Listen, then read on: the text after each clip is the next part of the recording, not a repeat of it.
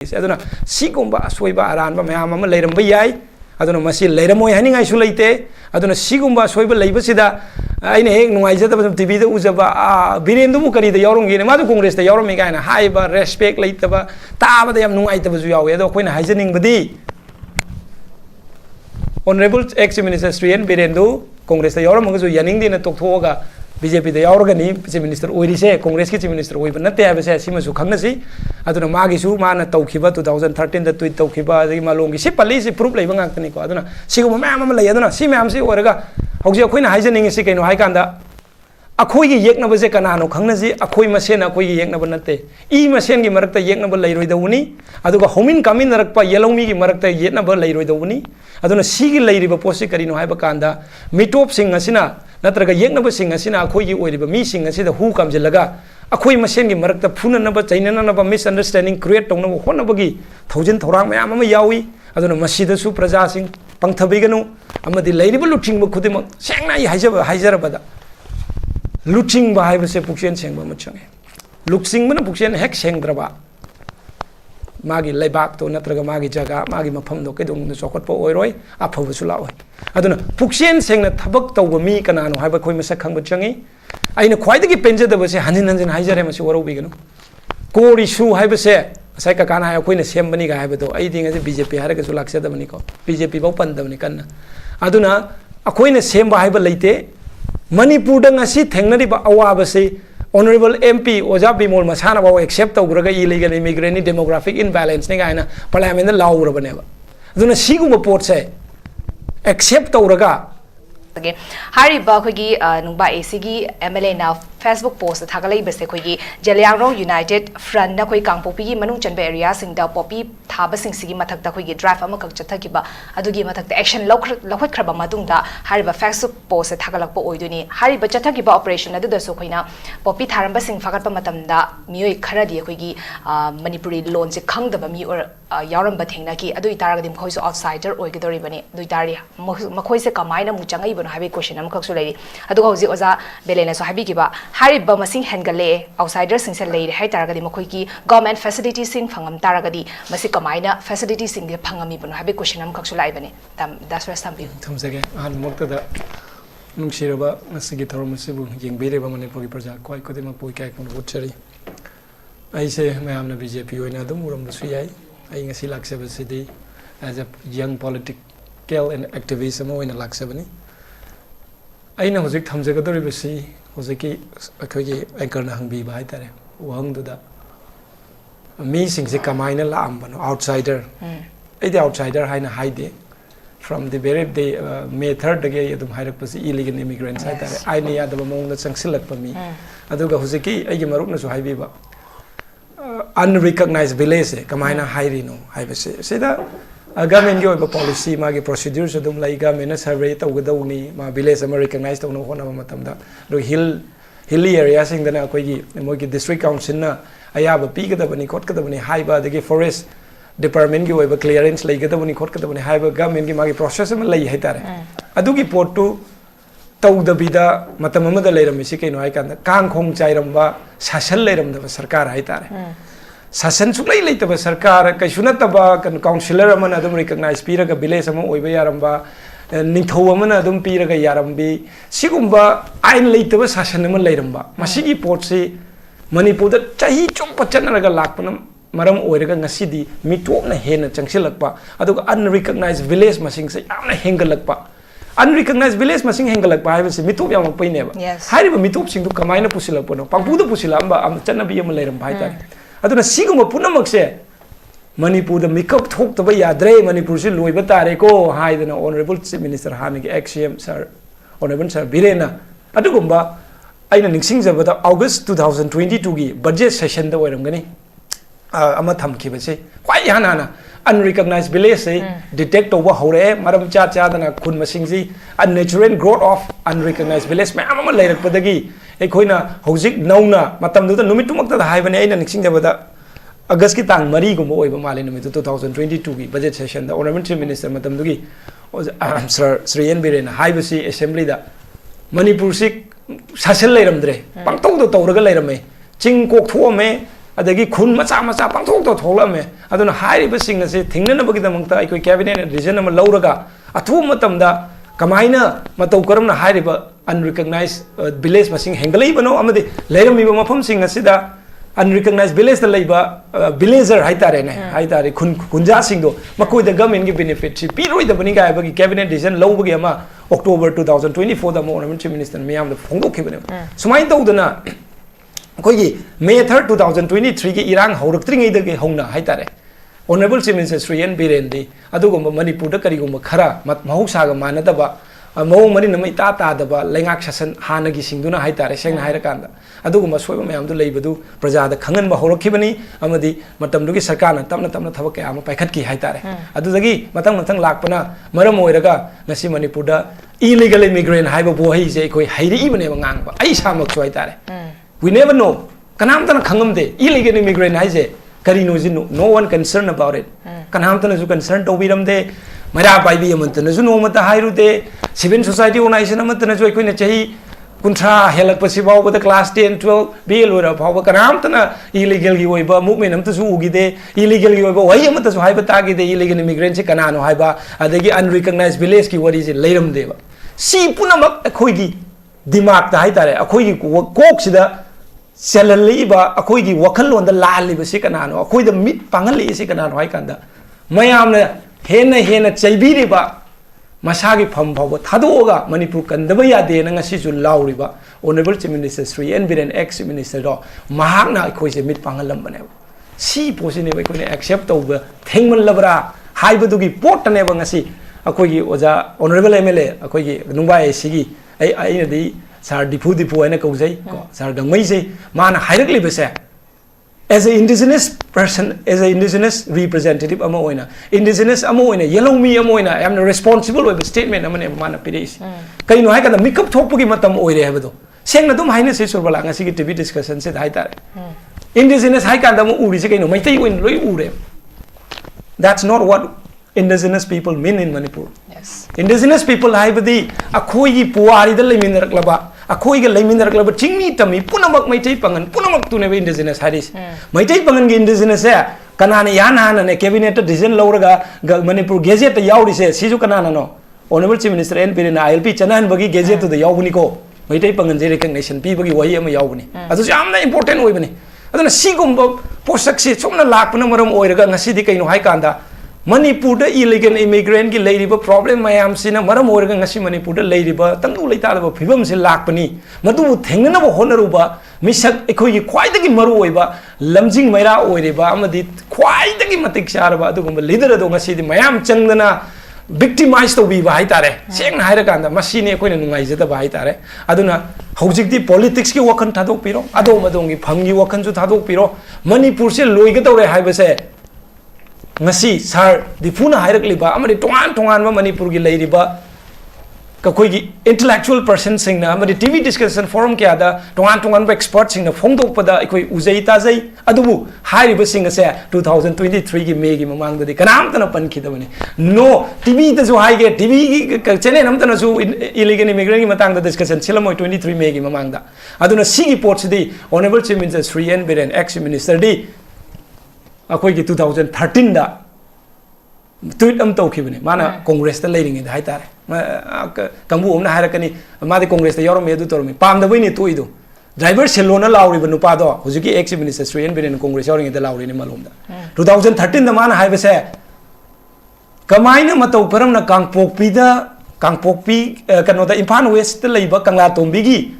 kakoi gi kano manga pradhan gi mafam manga se kamaina matau karam na kangpokpi do only no Imphal West kano gi akhoi revenue district ta gi lauthoga kangpokpi gi kano da subdivision da kamai chat khrino se phong na congress ta leiring da laurumi banu pa du ne ba matam mamagi honorable ex minister Sri N Biren se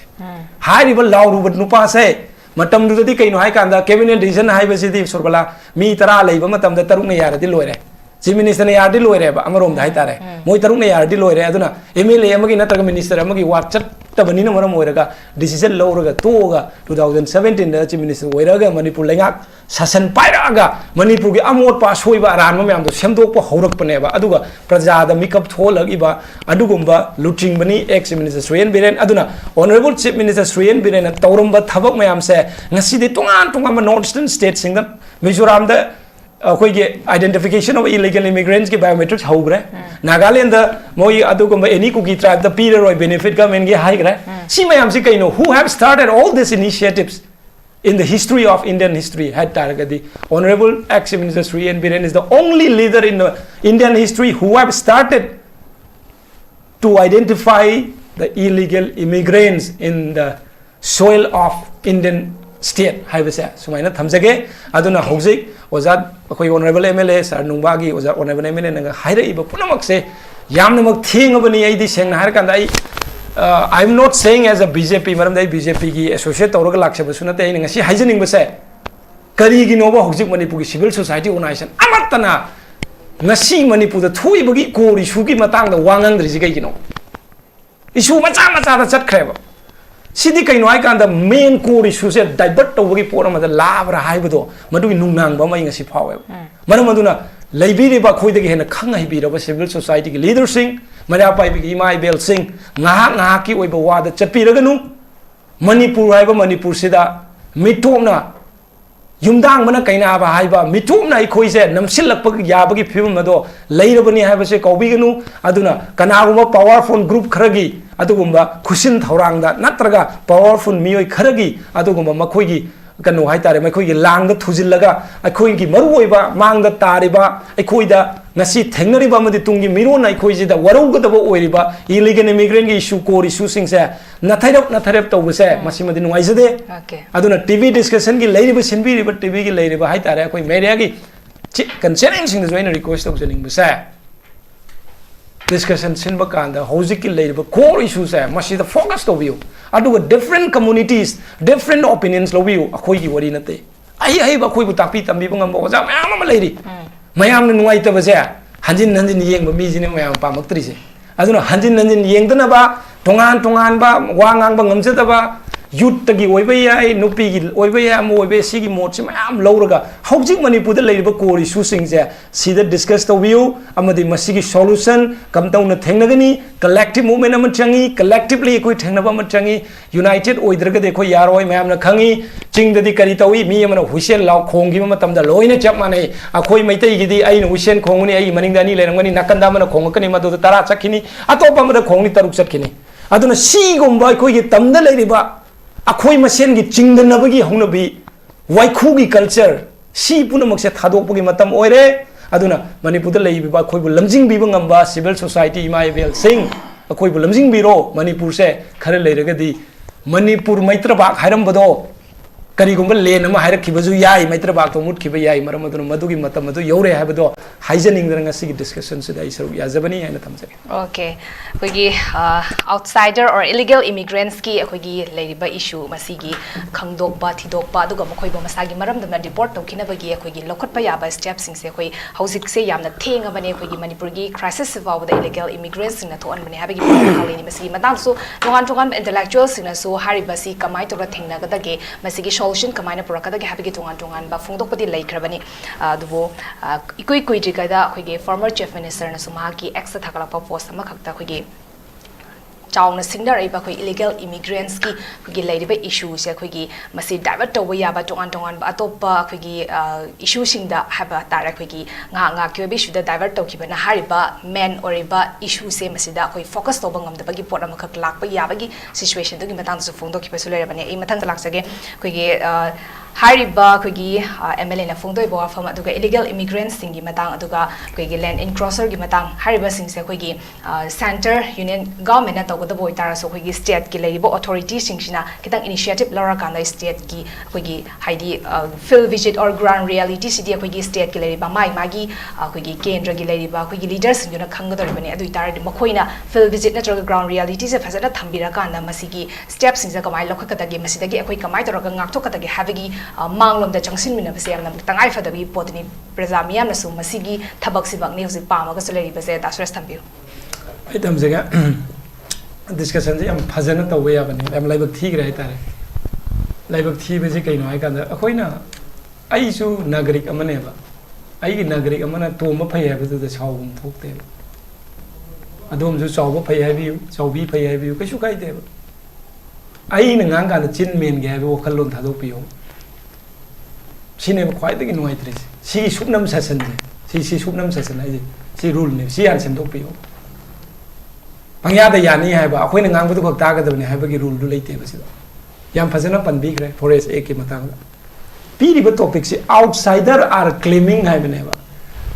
mitop sing na akhoi gi jaga ji gi akhoi gi lam je moi gi ne hare hai bane ba akhoi gi jaga ji moi gi ne hari je kana outsider du ne ba sigi outsider je khandok se hai re uri ba mi du aina thagat pada nungai tri ji kai gi no nange di congress lai ngai matam da du to ya ta to ji am pan bi ki ko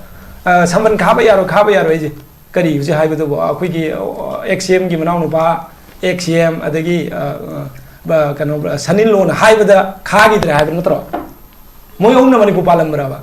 adu hai dia da no adu moi ji yaw hai ba ne moi ji hai dia na do samjil la kano ba adu pu thok pi ra kanai ko ai moi ji yaw hai ba ne ba moi yaw ba yaro ba moi yaw ga moi om ne ta hai ra ga ta saman kha ba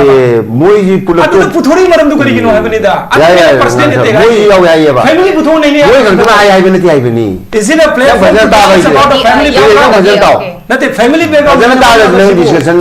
nuai ba nate kaka tau bi ra kanu kaka na khon kan kala ju yaro ina hajari nate da moi ji yaw hai ba akhoi ji yaw yi saman kha ba ya da ba moi ji yaw hai ba matam du gi civil society am ta yaw da bra ba yaw hai ai ro yaw hai civil society pan gi de na maming pan gi Raja itu civil society na adu kan civil society maming pan gi maming ga pan do no ma kaka tau bu no yaw hai personal te to personal nang discussion je nang yam personal ni mi lai bagi ta to bi ga na hai tere ba discussion kaka na kaka na hai ga to nate number 1 ko kaka dai nai se to kaka hai ri na loi issue da ne bai na focus ai mo de sum hai lai re na yam hai ba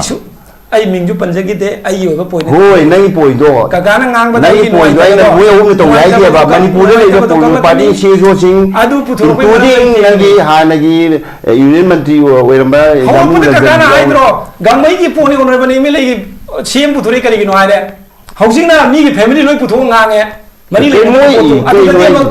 gangmai pa latra ba on na me le dong ko issue do mi de la ai wa ai ge discussion ai ja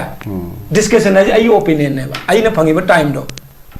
ai maru ba le na ngang gi ba ai interrupt tau de da me gi niyo mai bam nei ba ai gi point da yaning de ba du yaning de hai ba ke su kai de ba ai ne ngang gi do 100% loin chu me ai gi du ko tang loi ta ro hai ba na te ba ai gi point of view du ne ba forest ek ki maka too many Indian reserve forest ek lai 1927 adu matung da manipur forest ek 1971 ri kai chakra ba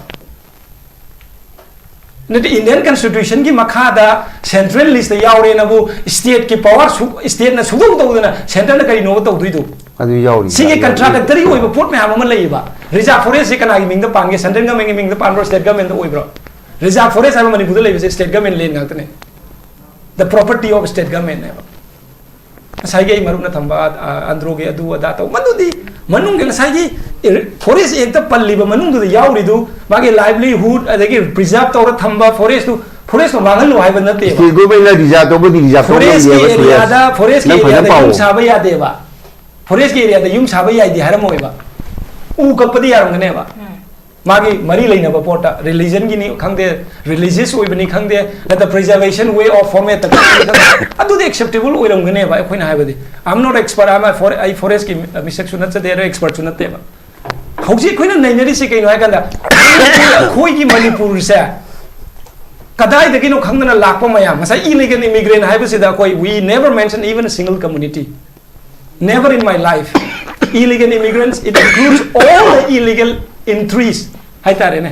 ai ne ya da mong da manipur sang silak pasing du ne ko ni illegal immigrants hai re se hai ri ba outsider hai se kana mai kana sai illegal immigrant du ne ba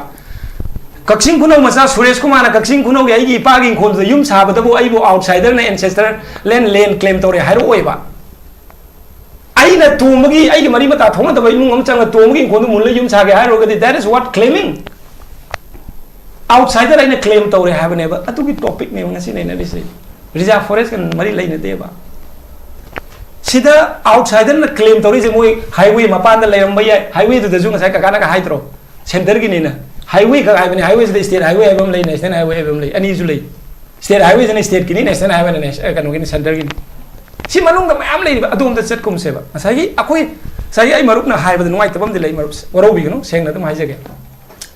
akoi na ngang ba Facebook da ka honorable xm na thagal li do pangta thagat pan na te bo with proof evidence survey tawraga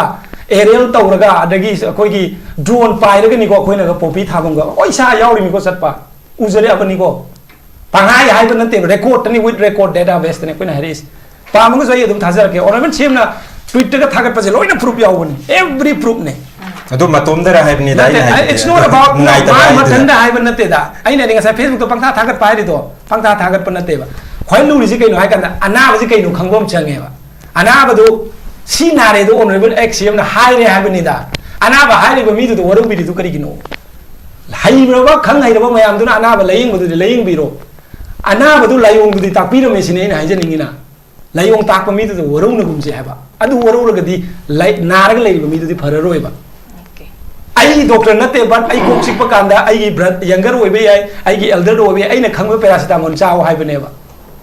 na re hai bu do di na re ba mi do na hai pa na tra ga uri ba mi do na hai dra ga di na re mi do si ba da ba ne ba Manipur ji mi thum na hinjile mi to yam e mi to khandok si hai ba si bu la li si bu ai na ma thagat pa gi ra ba ma hai da bra ne chom da chat na ja ba ne da sai illegal immigrant gi lak tring ga da ko na unrecognized village है यह unnecessary growth नहीं है तारे सी district तो पंजरा के चंदीन जी 1969 की मोई record ता लेरम भाई तारे मोई public gazette ता लेरम इसी 164 village ने 2023 local government directory of ministry of panchayati raj government of india की record ता 460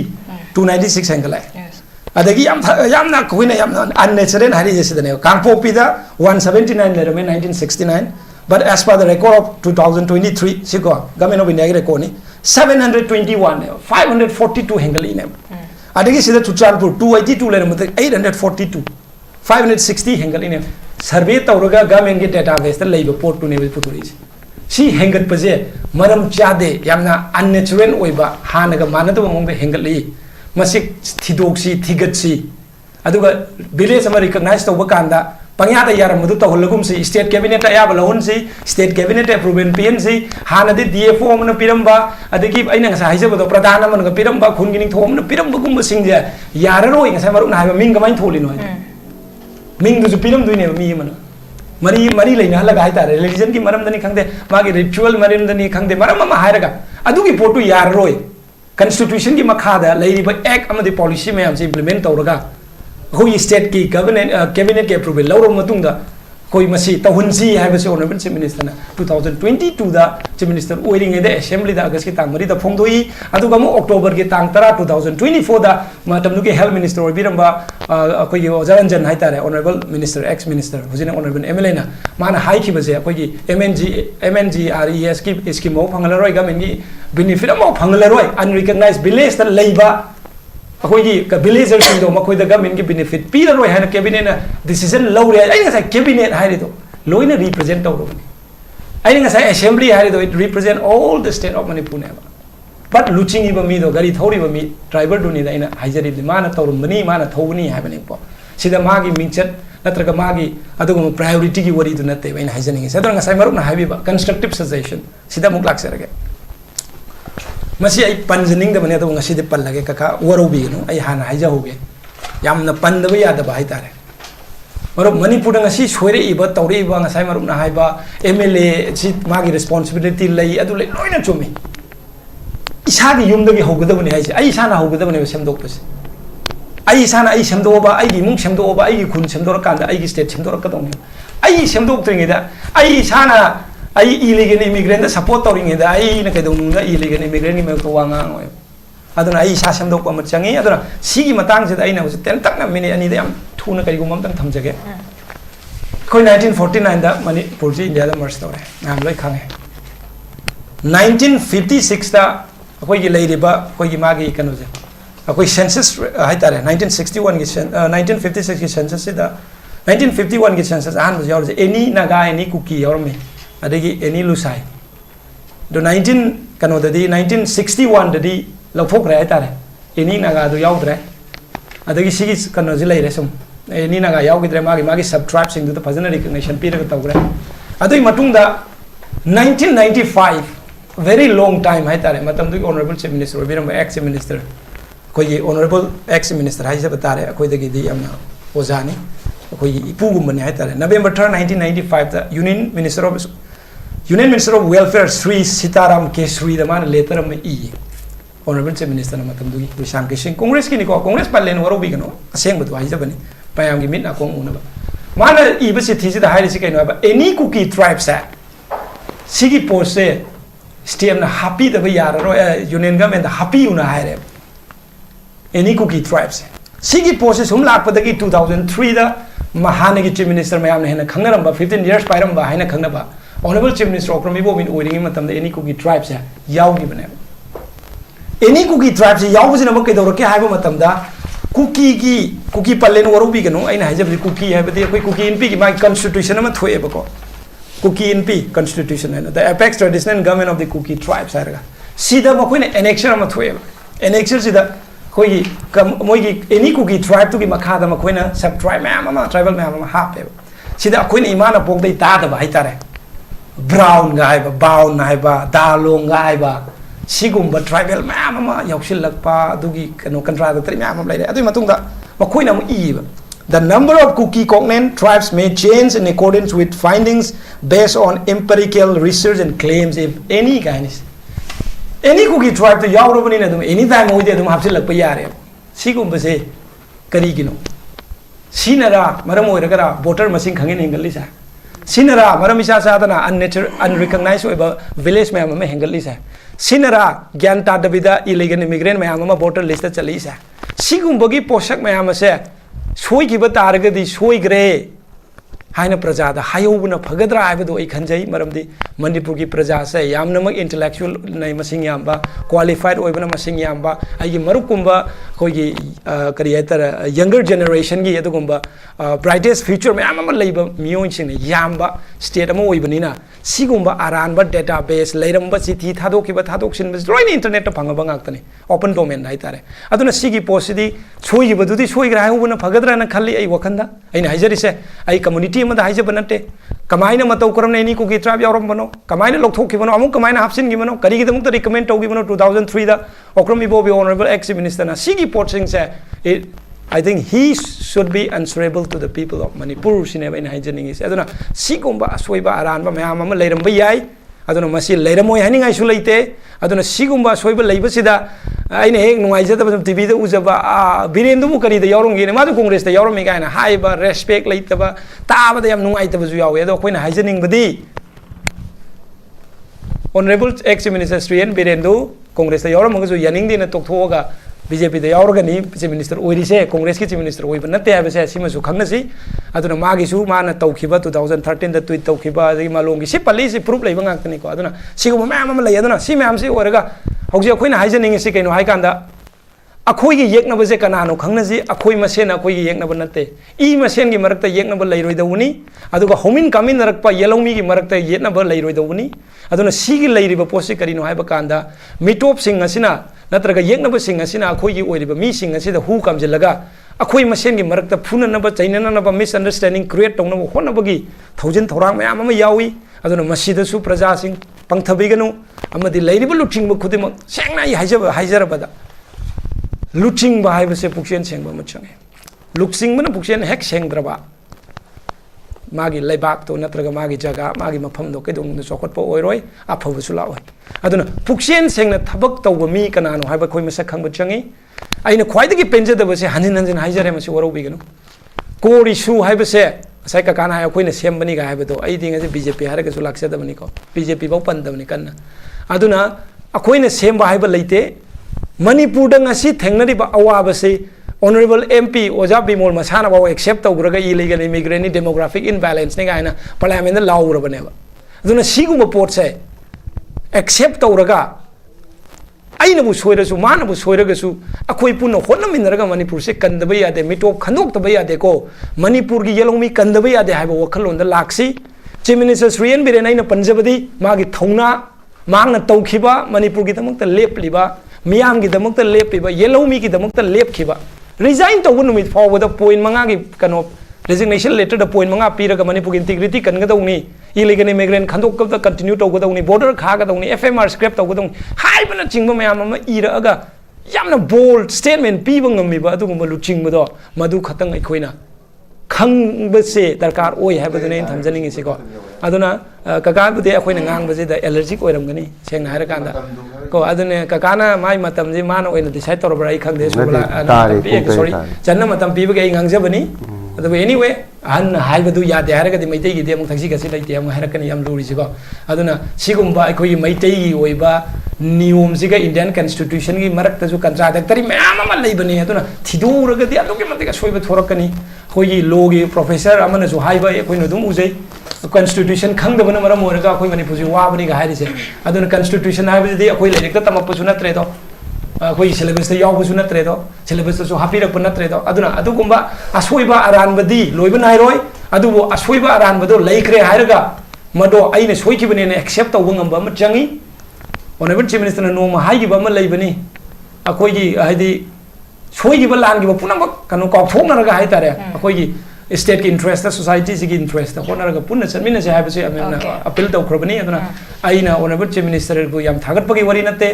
aseng bado achum bado madu miyam da khangan jabani aduna ngasi ki topic sida koi honorable MLA sa gangmei na thambiri basidi yam namak important oi ba amadi yam na thenga aba statement amani mase I think it's we all need to be support in his statement aduga koi khudimak magi follower mo ina mo support tawraga outsiders sing the makoina tawriba claims your claims are wrong and false claim ne habado miyam da khangan ba matam wire habado okay yam ngai je elo shilakpa conclusion point oza san ai khoi isagi lam ki khoi gi isagi hak amadi lam akhoi gi heritage ji khoi indigenous people sing na kanjaga da bani phongdora ba statement masigi issue si yamna mak khoigi lumna laura kan da habe tare khoigi using Manipur shi yamna situation se worse of situation ama khakta lai bani na hari be issue she khoigi yamna critical web situation ama da lak trikan da